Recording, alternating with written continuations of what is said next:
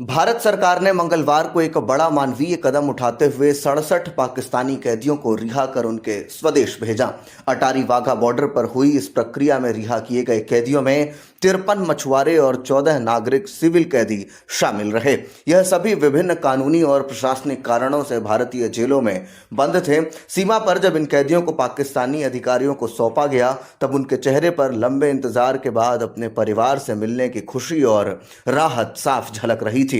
अमृतसर स्थित अटारी वाघा बॉर्डर पर यह दृश्य बेहद भावुक कर देने वाला था।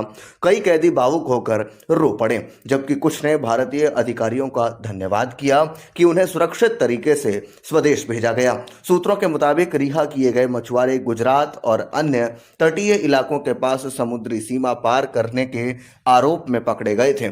समुद्र में मछली पकड़ने के दौरान कई बार नावें आने जाने में पड़ोसी देशों की सीमा में चली जाती हैं और ऐसे में मछुआरे गिरफ्तार हो जाते हैं।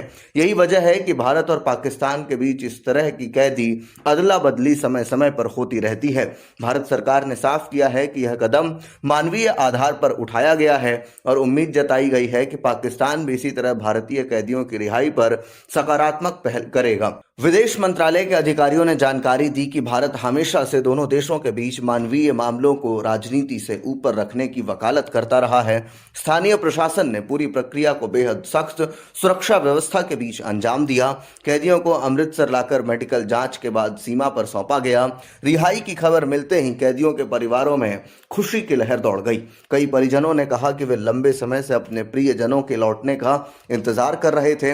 विशेषज्ञों का मानना है कि ऐसे मानवीय कदम दोनों देशों के बीच रिश्तों में नरमी लाने की संभावना पैदा करते हैं। हालांकि राजनीतिक मतभेद और सीमा से जुड़े चुनौतियां अभी भी रिश्तों को प्रभावित करती हैं।